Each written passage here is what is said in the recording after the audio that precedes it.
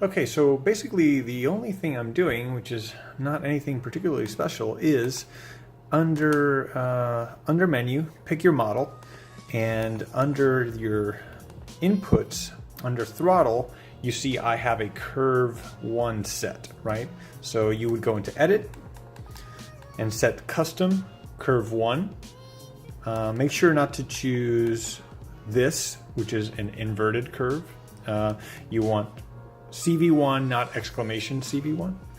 Okay, and then under curves, under curve 1, CV1, so here we are. So this is basically what I'm doing. I'm just compensating for the extra voltage at all the different throttle points. So you basically have the same throw from 0 to 100, but your 100 is lowered as is everything else in a straight line. So your motor will still perform and feel like whatever kV you expect it to feel like. Same top speed, same everything, but you're running success on it. And that's really all you have to do. Now I'll go through a little bit more detail. So here's a random model here. I don't think I've done this on here yet. So really quick, go into wherever your throttle is, edit, right here, change this to custom. And then here, change that to CV1, not exclamation CV1, just CV1, right? Which tells your radio to use the custom curve defined under here, CV1. Right now it's flat-lined at 0. And so I've put a little Excel spreadsheet for you guys to make it easier so that you can get a little creative with this stuff. But basically what you're going to want to do is your negative 100 is going to be the same. It's going to be negative 100 because you want minimum throttle to be pretty much 0. I shouldn't say minimum throttle, but you know what I mean. You're 0 here on the stick. You want that to be nothing. And then here's where we start making the changes. So we want the second point to be negative 67. There it is. And the reason these numbers are what they are is, well, that's just because of math.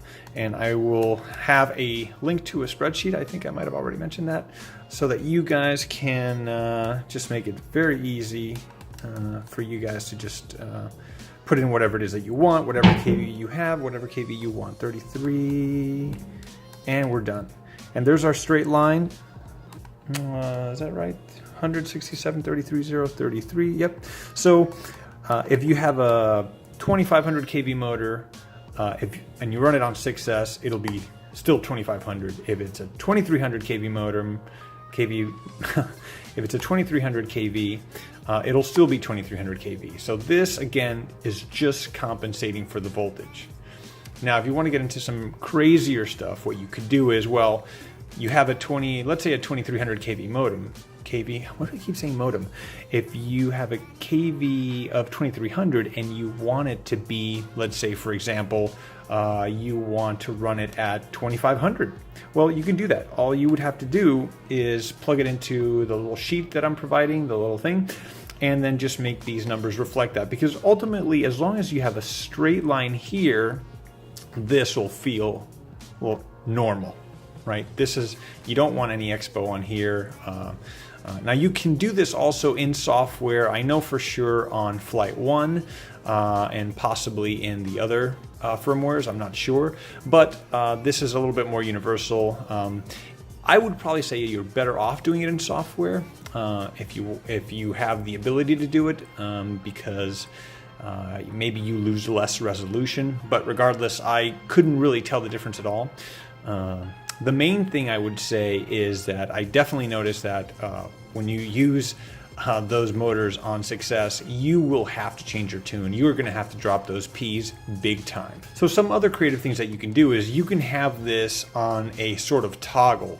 So let's say you are racing and you want at the beginning of the race to be running at 6S on a 2400, meaning whatever that is. I think 3200 kV, which is insane, but you know what? You want that whole shot. So you can have it set to where this curve only applies when you have a switch on a certain position. So let's say for a launch, you have it here at regular, so you launch at 3200 kV like a maniac, and then after you make it around, you know, whenever there's a moment, you just flick it, and now you're back to your standard 2400, 2500 kV. So you can play around a lot with that. You can also go to Mini Quad Test Bench and see, well, let's say the Emax 2306, which is says on the bell it's 2400 kV, the old white and red. Well, those actually clock in somewhere around 2300. So, well, what if, well, maybe I want 2450. So just plug in, okay, actual kV of the motor is, let's say 2320 or whatever it is, and maybe I want that to be a 2500 kV motor. So you just play around with this, and the beauty of Success is because of the extra voltage, you have extra leeway here to increase kV. You can't do it the other way, right? If you're running 5S or 4S motors, and I'm sorry, if you're running 5S or 6S motors, you don't have any room to play. But when you have 6S on 4S motors, you can actually control. You can actually have your kV exactly where you expect it, or give yourself a little nitrous boost here by playing around and setting those on toggles or whatever you want to do. So just some ideas to play around with, and again, I mainly just want to make it easy for people to test Success because it is worth testing.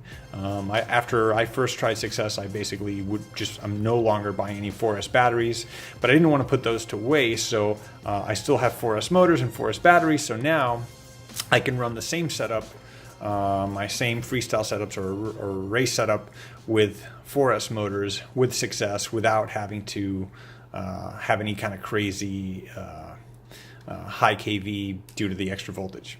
Hope that makes sense. Hope that helps you, and I hope that this lets you consider trying 6S by, just get a battery and give it a shot. It's pretty remarkable, the amount of torque that you're getting, and a little bit more efficient, but definitely a lot more responsive motors, which is awesome. So enjoy. Hope that helped.